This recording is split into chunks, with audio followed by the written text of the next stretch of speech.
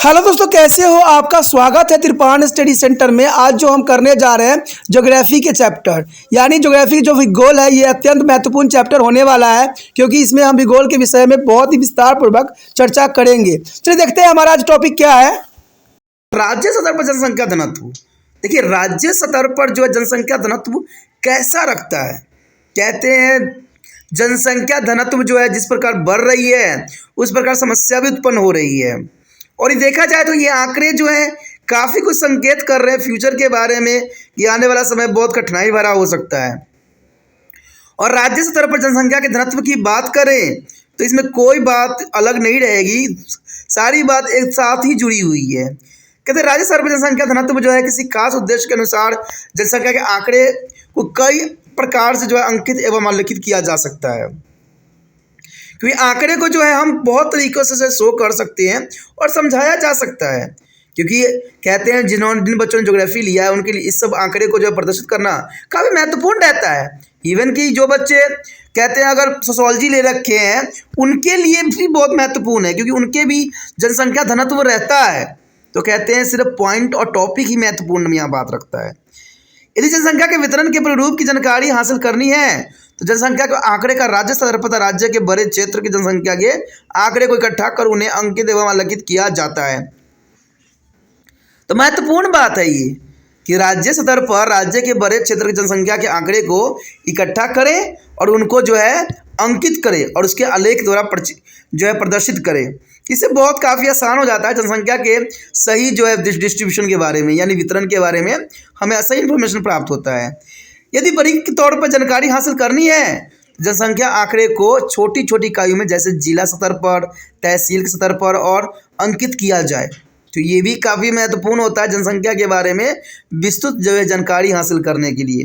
अगर आप राज्य स्तर पर अधिक जानकारी हासिल नहीं कर सके तो आप जिला स्तर पर कीजिए या तहसील स्तर पर कीजिए। इससे आपको हर एक इन्फॉर्मेशन जो है जनसंख्या घनत्व के बारे में बखूबी पता लग जाता है और ये बात बहुत इंपॉर्टेंट भी रखता है। और आइए हम अब भारत में वितरण घनत्व के प्रतिरूप के बारे में जानकारी प्राप्त करें कि हम भारत की जो है जनसंख्या के जो वितरण है उसको हम किस किस रूपों में जो है प्रदर्शित कर रहे हैं। तो ये काफ़ी महत्वपूर्ण बात रहता है। भारत में राज्य स्तर पर उपलब्ध जनसंख्या के आंकड़े के आधार पर जनसंख्या घनत्व को 3 श्रेणियों में बांटा जाने का प्रावधान है। यानी भारत में जो जनसंख्या के आंकड़े हैं उसको हम 3 जो है श्रेणियों में बांट सकते हैं, जो काफ़ी महत्वपूर्ण है। 3 स्तर जो है काफ़ी महत्वपूर्ण रखता है।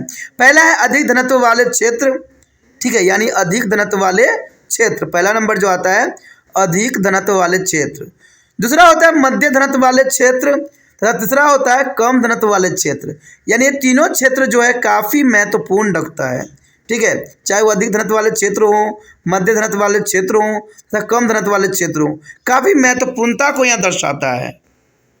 सबसे पहले हमारे समक्ष आता है अधिक घनत्व वाले क्षेत्र, यानी डेंस पॉपुलेशन। यहाँ दिए गए भारत के मानचित्र में अगर हम देखेंगे तो उसमें सारी बातें दर्शाया जाएगा। कहते हैं जहाँ जनसंख्या के घनत्व 400 से व्यक्ति प्रति वर्ग किलोमीटर होती है उसे जो है हम अधिक घनत्व वाले क्षेत्र कहते हैं, जो कि काफ़ी महत्वपूर्ण है।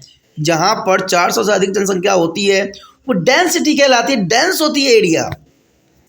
ऐसे क्षेत्र अधिक घनत्व वाले क्षेत्र कहलाते हैं और ऐसे क्षेत्र को हम अधिक कहते हैं घनत्व वाले क्षेत्र कहते हैं। और इन क्षेत्रों में जो है धनी आबादी होने का मुख्य कारण उपजाऊ मृदा तथा भरपूर वर्षा का पाया जाना भी है। यानी इन क्षेत्रों में देखा जाए तो धनी आबादी होने के मुख्य कारण जो है उपजाऊ मृदा और भरपूर वर्षा भी पाया जाता है। इसे सघन एवं सशक्त खेती द्वारा उपज मिलती है।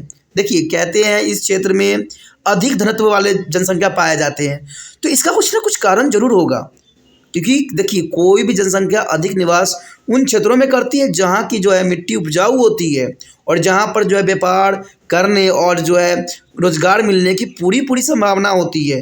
लोग उन्हीं क्षेत्रों को जो ही अपनाते हैं और उन्हीं क्षेत्रों में निवास भी करते हैं और वो क्षेत्र जो है सदैव डेंस ही रहती है, काफ़ी कहते भरी भरी रहती है। जैसे आप दिल्ली को बात कर लो, दिल्ली में जनसंख्या जो है पर किलोमीटर 1000 से ऊपर है, तो ये बात साफ हो जाता है।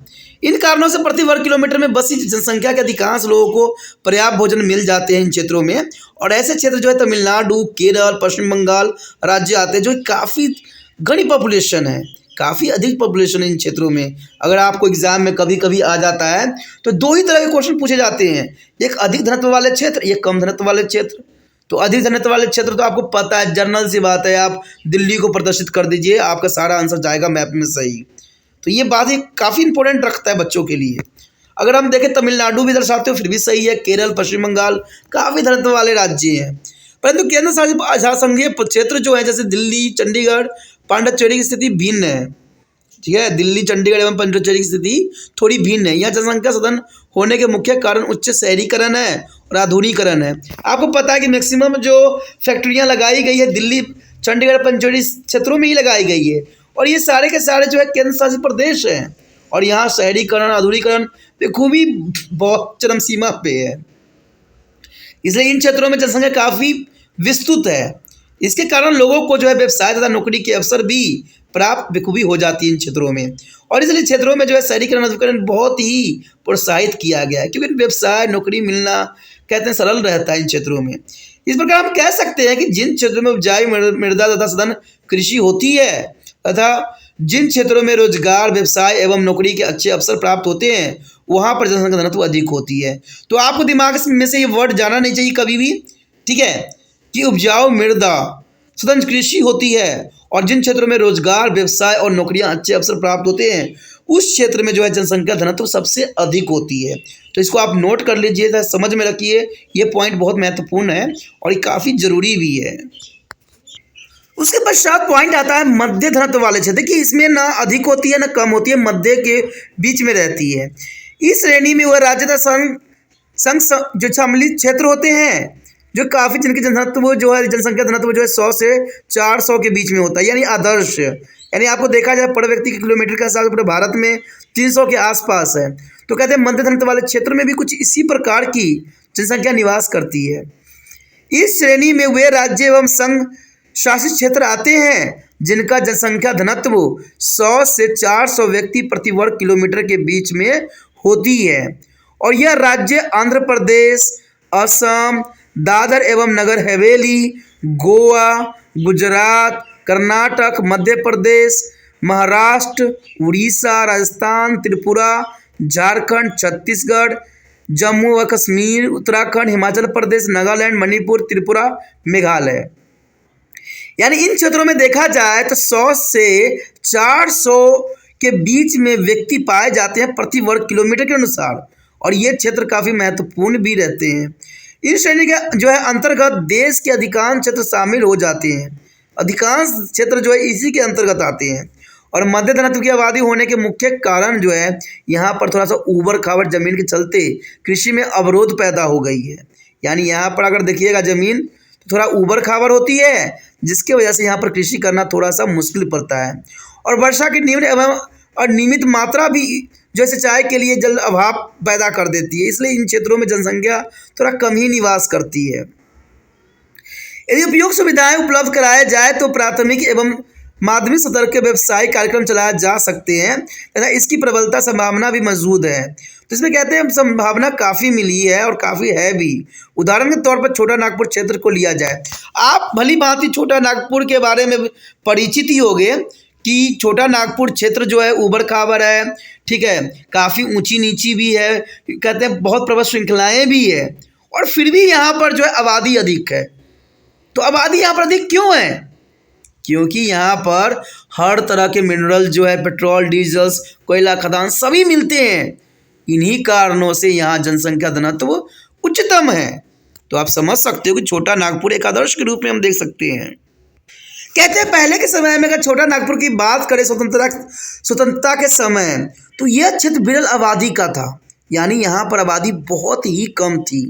जब स्वतंत्र भारत हुआ था तो उस समय इस क्षेत्र में जो है विरल आबादी थी, किंतु इस क्षेत्र में विद्यमान अनेकों प्रकार के खनिज एवं अयस्क का खनन एवं खदानों के विकास के साथ बहुत से उद्योग एवं कारखाने स्थापित होते गए और हो भी रहे हैं, और इसके प्रभाव के लोगों का आना तथा उनकी आबादी की बसावट भी बढ़ते बढ़ते मध्य घनत्व के दर्जे पे पहुंच गई है।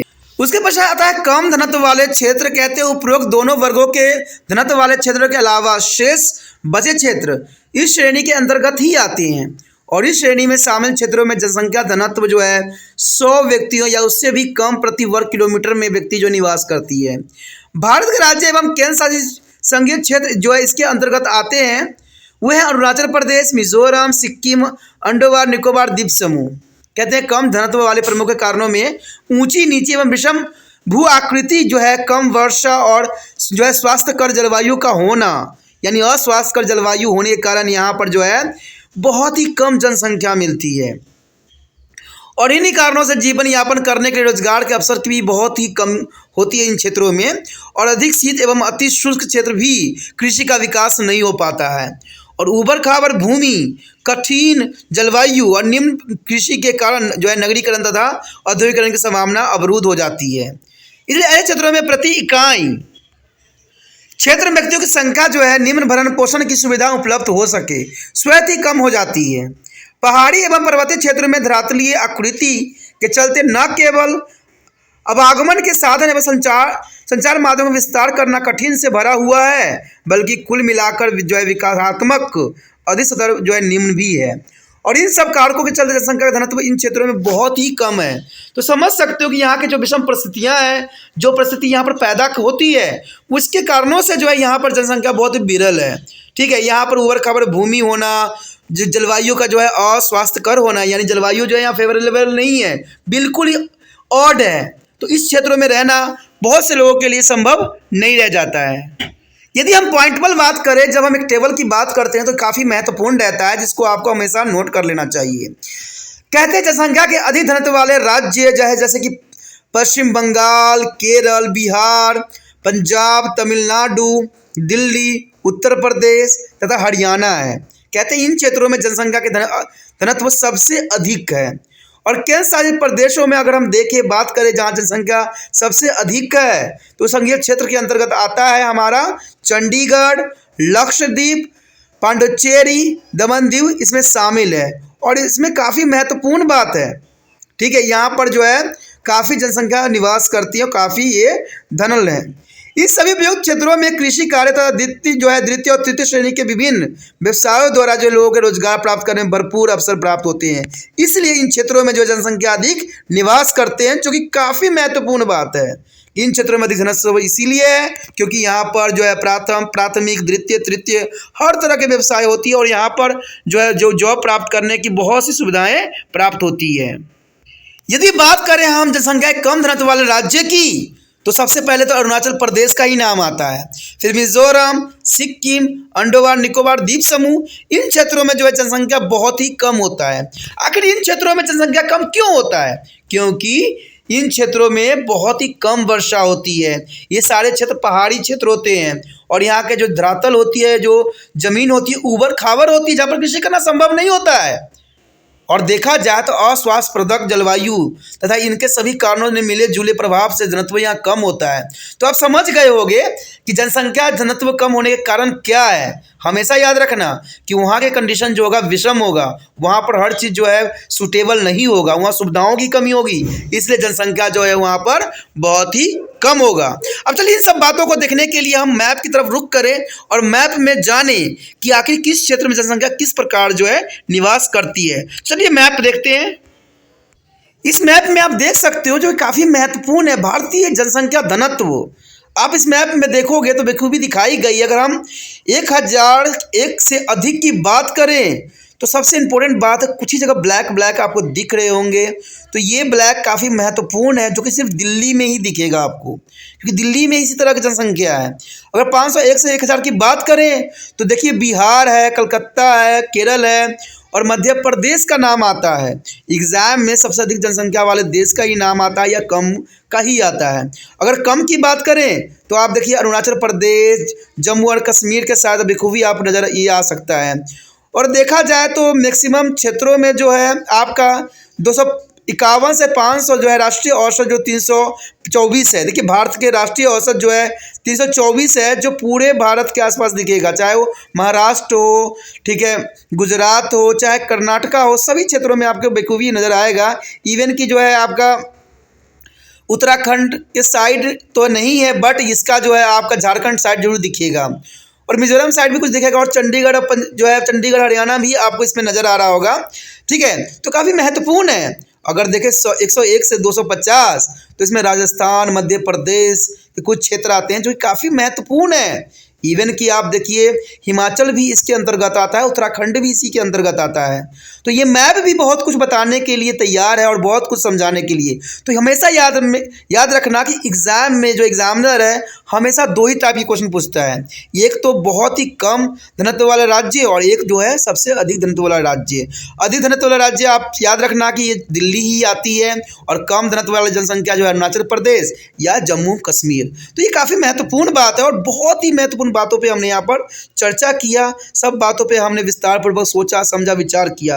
अगर ये वीडियो आपको अच्छा लगा, समझ में आया, तो अगर तिरपान स्टडी सेंटर का हेल्प करना चाहते हो तो जितना हो सके इस वीडियो को शेयर करना है, और शेयर करने के लिए कुछ नहीं करना है, यूट्यूब से लिंक को कॉपी करना है और व्हाट्सएप एड्रेस पे लगा देना है। ठीक है, अगर पहली बार वीडियो देख रहे थे तो चैनल को सब्सक्राइब कर लीजिए, क्योंकि जब तक चैनल को सब्सक्राइब नहीं कीजिएगा आने वाला वीडियो का आपका नोटिफिकेशन भी नहीं मिलेगा। और साथ में अगर आप कोई टॉपिक रिसर्च करना चाहिएगा यूट्यूब में तो दूर दूर तक तिरपान स्टडी सेंटर नज़र भी नहीं आए। इससे अच्छा है कि चैनल को सब्सक्राइब कर लीजिए, और जैसे चैनल को सब्सक्राइब कीजिएगा आपको प्लेलिस्ट का ऑप्शन मिल जाएगा। प्लेलिस्ट में जो है हर एक वीडियो आपको उपलब्ध है, चाहे आप कक्षा के अंतर्गत देखें, टॉपिक के अंतर्गत देखें या सिलेबस के अंतर्गत देखें, आपको सारे वीडियो जो है आपको नज़र आएगा प्लेलिस्ट में, और ये सारे आपके सुविधाओं के लिए ही बनाया गया है। ठीक है, अगर आपको कोई शिकायत है, कुछ कहना चाहते हो, कुछ विचार रखना चाहते हो, कुछ सुझाव देना चाहते हो, कुछ बुराइयों के बारे में बताना चाहते हो, तो आप इसका भी सुविधा है, आप कमेंट अवश्य कीजिए।